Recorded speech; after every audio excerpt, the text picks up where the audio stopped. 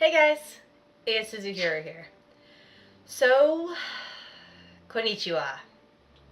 It's hard to really say anything about Con-nichiwa. I mean, it was so mind-bogglingly good.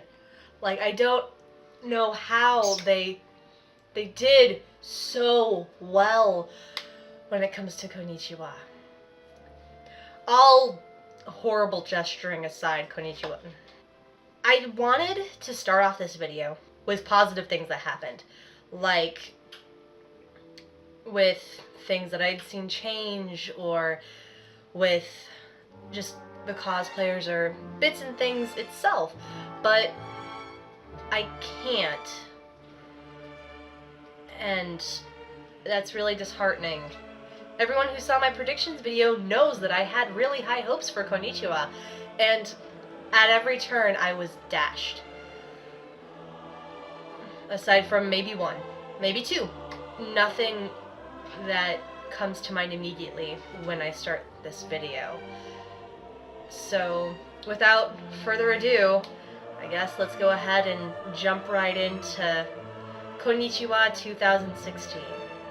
So, I wanted to go ahead and start off the video with improvements, because every con always has their ups and their downs, and there are things that they work on, and the things that they know could very well improve and impact a panel or a convention in a good way. It's unfortunate, though, that there were none of those at all whatsoever. I had mentioned that I would like to have seen the vendor hall in a different location. I also mentioned that it probably wouldn't happen. Guess what? I was completely right. Gosh, that sounds really like conceited coming from my mouth. I'm not attempting to be, but it's true. I knew it wasn't gonna happen. I don't know what the con directors are thinking, but they can't listen to voices of reason, whether it be from me or from other con goers. They just don't. So they did not move the vendor hall.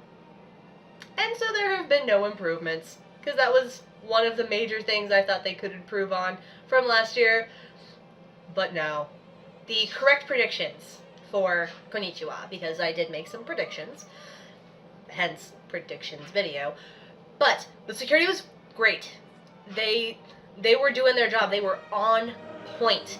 They made sure everyone had a badge, and much to my surprise, a lot of the volunteers counted as security this year, which made me very happy, because I love the volunteers. I absolutely adore the volunteers, because they take the con way more seriously than the rest of the con staff. They were the security, well, partially the security. All of the volunteers had staff badges, and they all did the security, as well as roaming around making sure that there were liaisoning and stuff like that. They did phenomenal.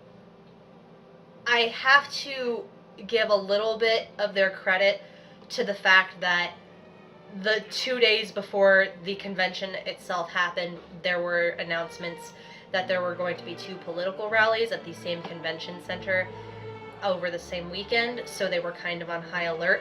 However, under that pressure, they still did fantastic. Good on you, security and volunteers and con staff. You guys did great. The panels, specifically the repeat ones that I had mentioned, the ones that are very popular, that are back every year. Just, this is a little aside, I will be getting to panels in its own separate thing, but I was correct in the fact that they were a big success.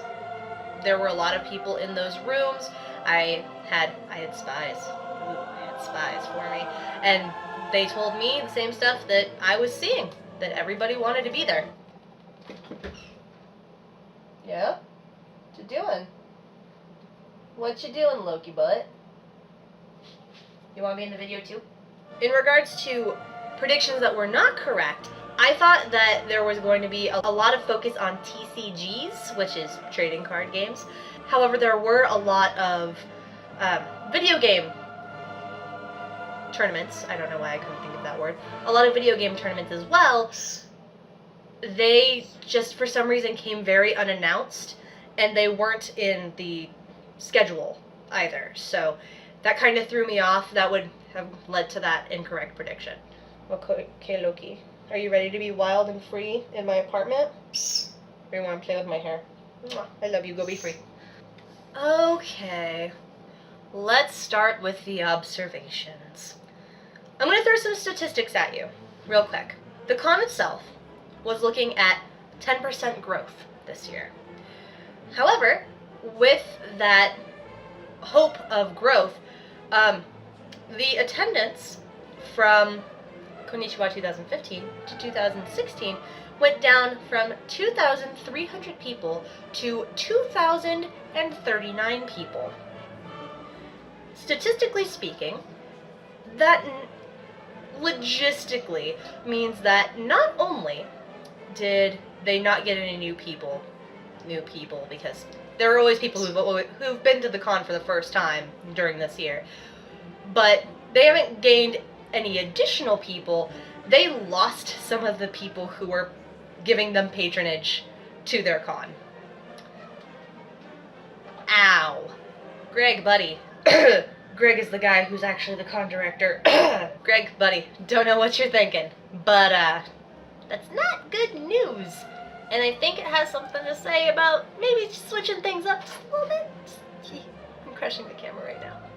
But it was very obvious, not only in the foot traffic that was going through the convention itself, but it was also very obvious in the vendor hall.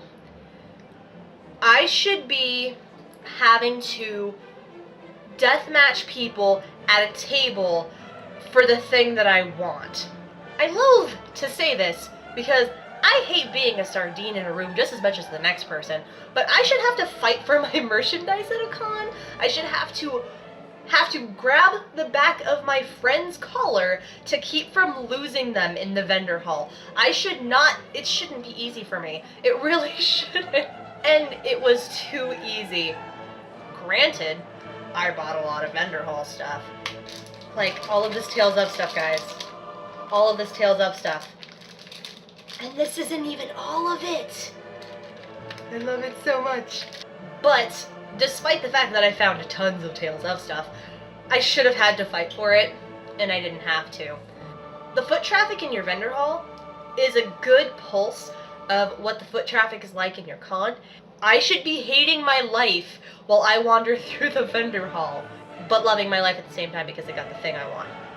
This is the pulse of your vendor hall. It's weak. It's so faint.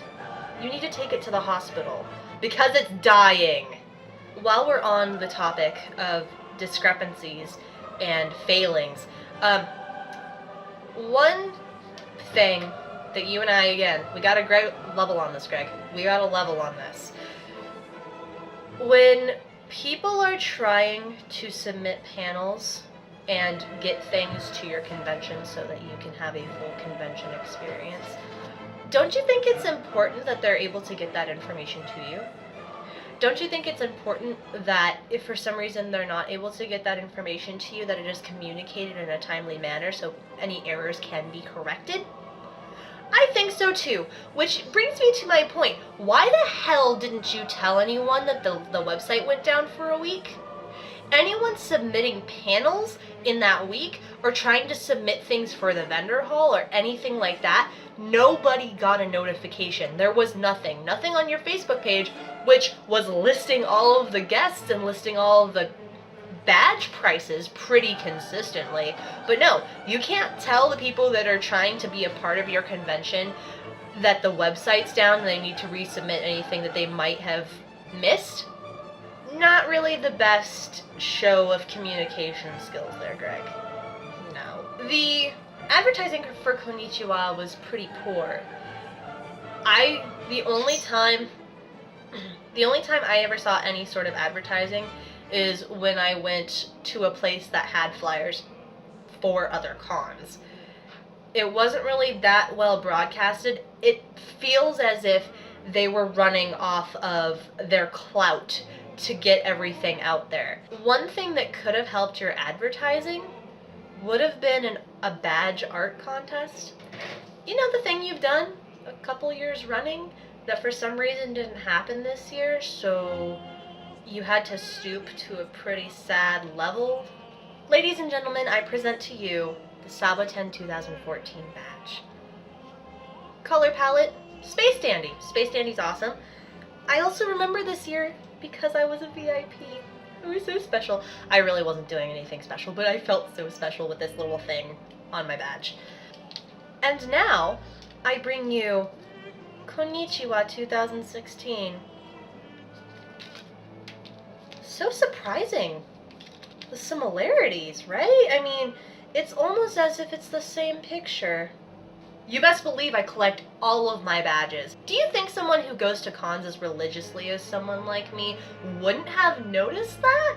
Not to mention the fact that the person who did that picture, you only put it in their contract that you were going to use it once. I do not know this person on a personal level, so let's just dismiss that right here.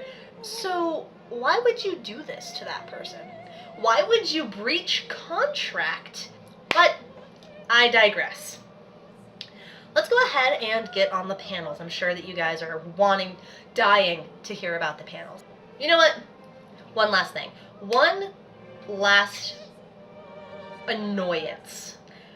I'm not gonna call it what it is, which is a mess up. I'm gonna call it an annoyance. And I'm going to call it an annoyance because there was some part on the con side to rectify the situation. As I'd mentioned previously, the Tucson Convention Center was also having political rallies the same weekend as the con.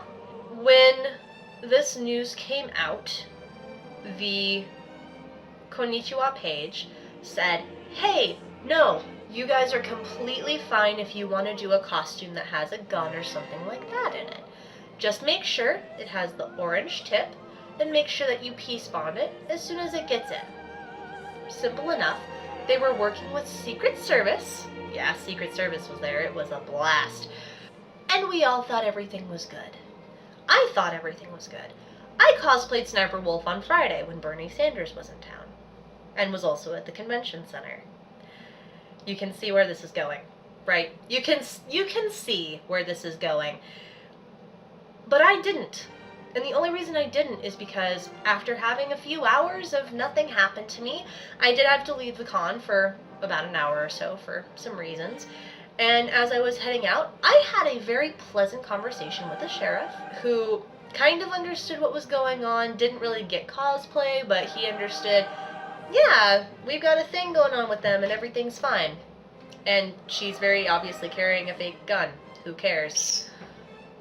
I know, right? Ridiculous. Ridiculous, I say. When I came back, I was hassled by the police who, when they started to give me problems, I followed the advice of the man who P-spawns all of the weapons. His name is Frank. He's a lovely gentleman. If you have any problems, direct people to me. I will fix that for you. So I said, I don't understand. I'm in regulation. My gun has the orange tip and is P-spawned. If you need to, please talk to Frank. He's right inside. He told me if I had any problems to refer you to him. First thing out of this officer's mouth, I don't know what you're talking about. I don't know this Frank guy. All I know is that you're dressed up like an army girl with a fake gun, and you were probably gonna get sniped. Way to make me feel good, first off. Second off, then his partner comes around and says, well, if she wants all of that negative attention, let her have it. These are the people who are supposed to be protecting us, but they also have an agreement with the con. There was a verbal communication with the con, and these people are pleading ignorance. Now, this leads me to believe that either A, these guys are just jerks, or B, there was a miscommunication, or C, both. I think it was C, personally. He calls his supervisor, has a very condescending conversation about the way that I look and how it's unacceptable and how he doesn't think I'm safe. Meanwhile, my friend, who I had to take with me, is busily trying to call her husband to get a con staff member out here to save me from the person who is supposed to have a verbal contract with the con. and have it understood that this was something that's okay. While she is on the phone, and slowly afterwards, we see her husband and a con staff member marching down the sidewalk, I have the officer talk to me, and he tells me not to point the gun at anyone. Duh. He tells me just to stay downstairs, where no panels practically are happening. So don't attend the con that I paid to go to see. So just stay out of the way, pretty much. And not to do anything stupid, sweetie.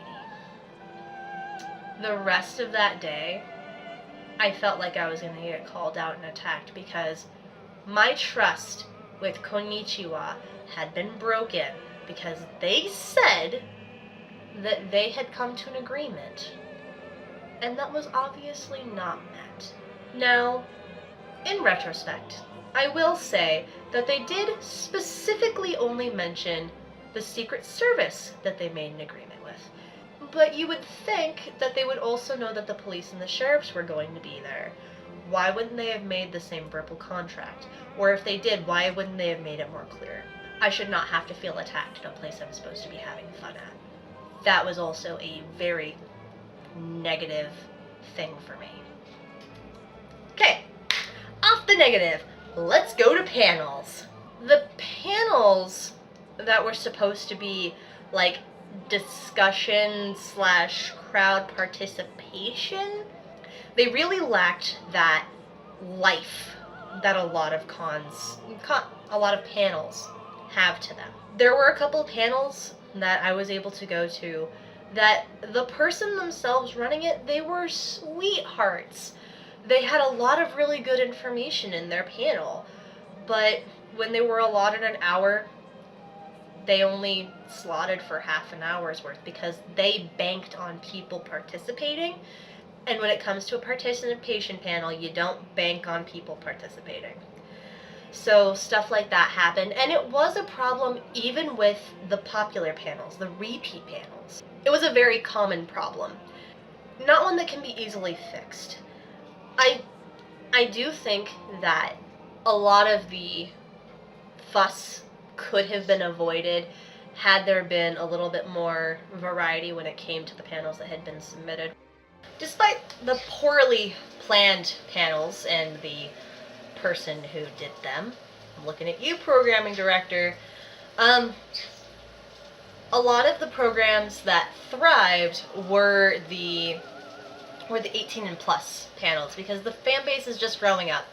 I think at this point we should understand that fans get older and there becomes more of a demographic of older fans, and that maybe, just maybe, we should give them a little bit more of what they want. There was also the popular opinion that there weren't enough panels for small children, which is understandable, seeing as your demographic is growing up and now breeding, and now they want something that's friendly for their children.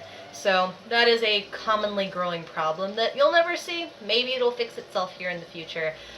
When it comes to the panels, one other thing I do want to bring up is there were a lot of no-shows. I don't know why.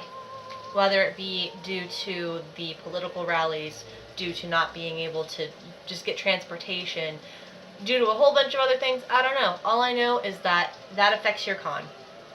Even if that's not something you do. That affects your con. You know why that affects your con?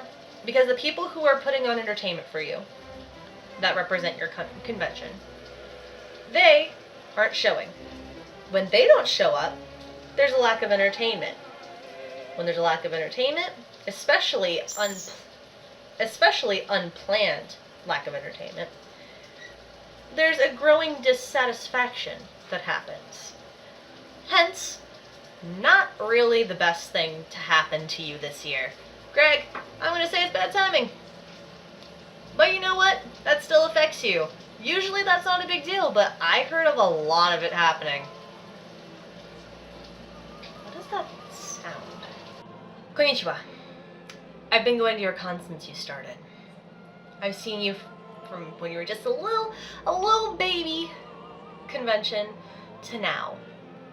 You moved locations, you got more people, things were exciting, but you don't get any credit anymore. You're all grown up now, and you're starting to realize that the same shtick that you had before to get more money isn't working. I'm not sure if you're even in it for the fans anymore.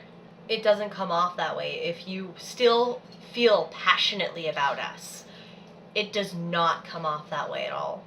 The only thing I can give you credit for is being honest.